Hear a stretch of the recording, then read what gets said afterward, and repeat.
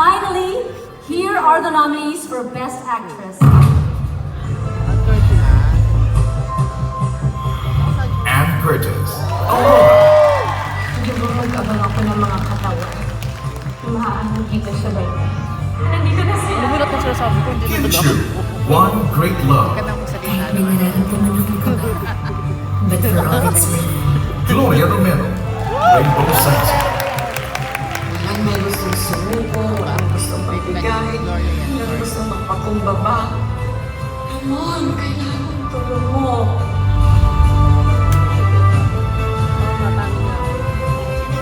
And the festival Best Actress is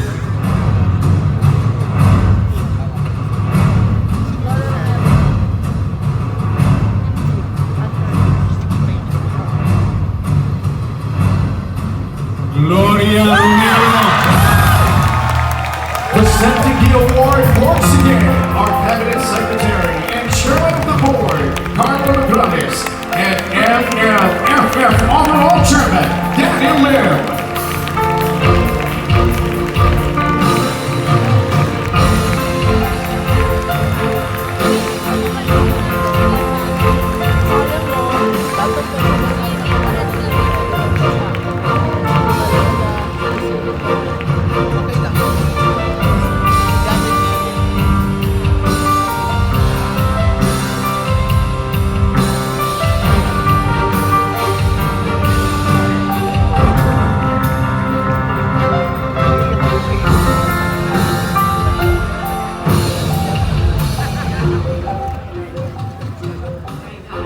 Nanginginig ako. Tantaling nga, ma'am. What a pleasant surprise. Alam niyo, napakagandang regalo ito sa akin. Napapamasko ko na ito eh. Salamat po. Hindi ko akalain na sa edad kong 85 years old, makakatanggap pa ako ng ganito. Salamat.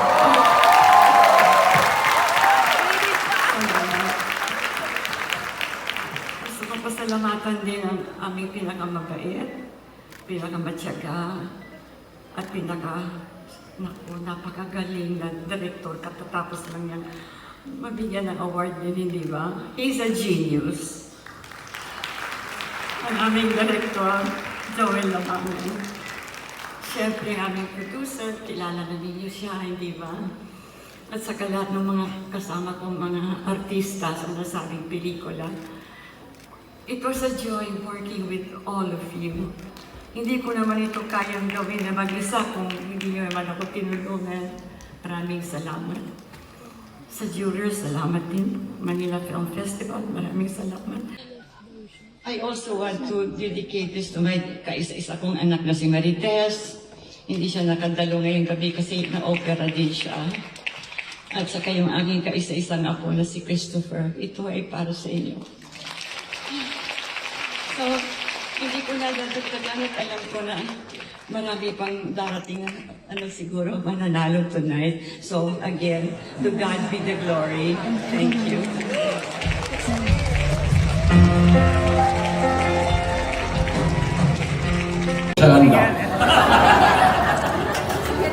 Maraming salamat Sir Eddie Garcia at syempre kasama din po natin sina Noel Comilla Jr. and Adrian Cabido. Halina kayo dito. Congratulations. Ayan. Sulit na sulit po ang pelikulang ito ay dahil punong-puno ito ng mga nagbibigay ng artista. Napakaganda ng pelikula, syempre directed by the one and only Joel Labangan.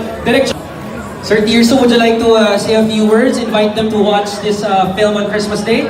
Pwede naman natin ibabati. Nais ko namin kayong lahat imbitahan at sabihan nyo rin sa mga kaibigan ninyo, mga kapamilya ninyo, watch Rainbow Sunset, December 25 sa Metro Manila Film Fest.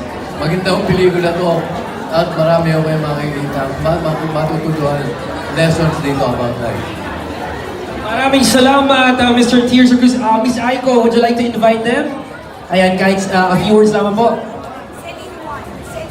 Yes, before anything else, good evening po sa lahat ng media friends po nating narito and gusto namin kayo pasalamatan and imbitahan po sa December 25 po from Heaven's Best Production po ang official entry po nila para sa Metro Manila Film Fest. Sana po magkita-kita po tayo at supportahan po ang pelikulang Pilipino. Maraming salamat. Of course, kasama din po natin si Celine Huwan, kasama din po sa pelikula. Ayan, palakpakan niyo naman po ang cast ng pelikulang Rainbow Sunset, December 25 po. Official entry to the 2018 Metro Manila Film Festival. Sa lahat po ng makakanood kayong gabi, huwag niyo pong kalilimutan na tulungan kami i-share ang magandang balita na napakaganda ng pelikula. Mag-post po kayo ng kanyang mga reviews on Twitter, Facebook, Instagram at gamitin po ang hashtag na Rainbow Sunset MMFF. Bawal lamang po ang spoiler.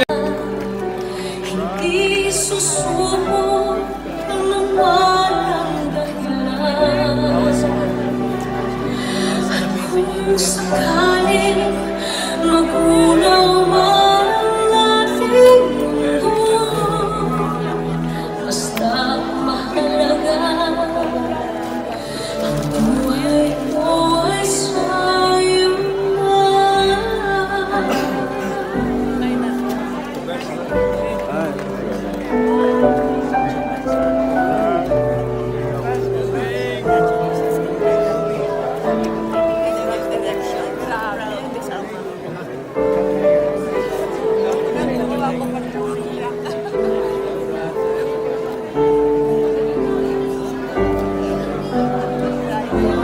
Hindi na galing ako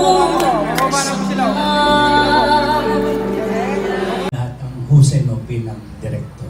Itong mga ganitong kwento ang hindi masyadong kinukwento. Ito yung mga tao na gusto nilang natin ipakita ang uri ng buhay nila na tinatago ng karamihan.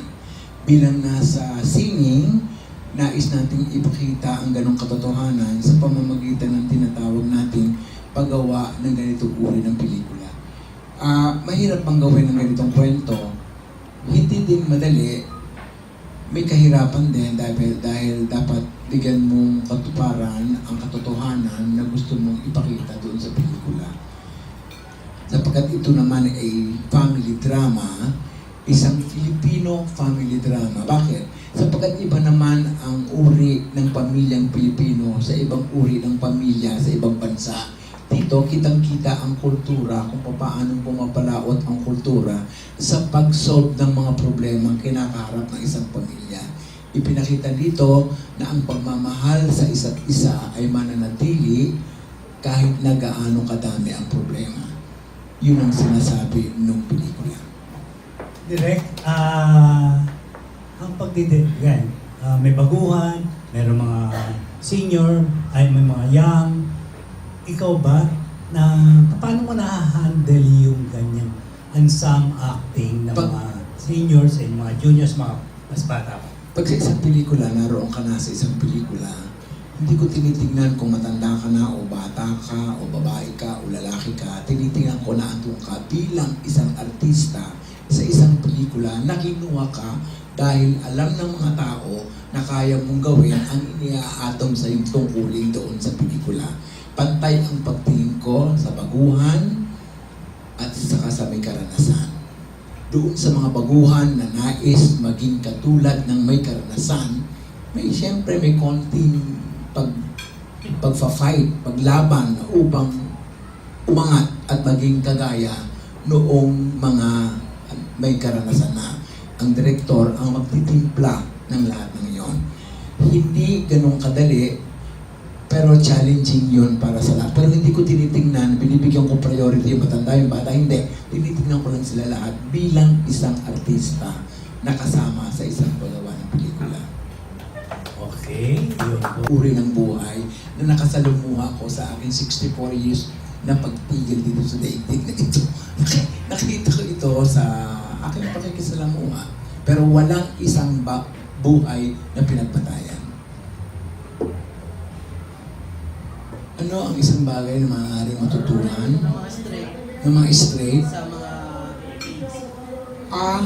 ang magpagtingin sa pagmamahal ay dapat walang kasariang tinitingnan.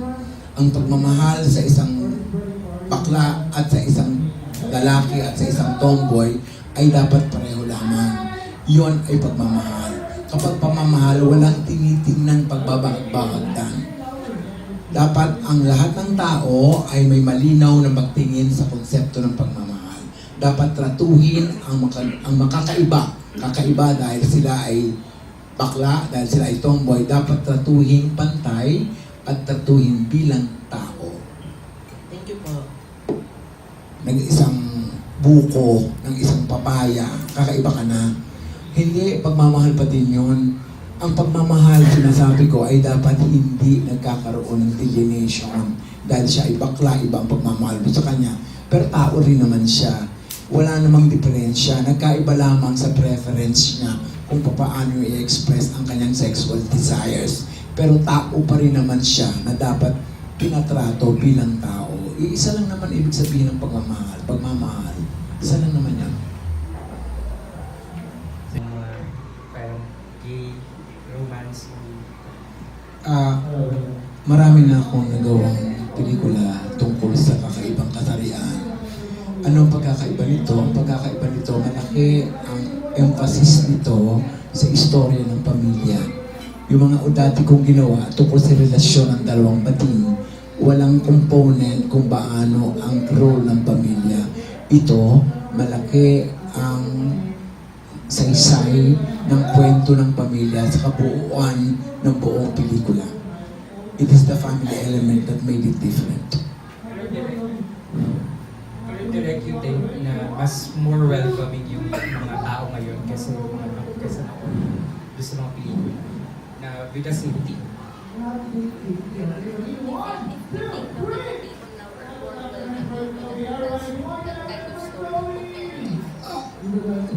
The mere fact na mas marami ngayong gay films na ginagawa, every MMFF may gay movie, at sila ay pinanunood, ibig sabihin, mas tinatangkilik na ngayon ang mga ganong istorya kaysa dati.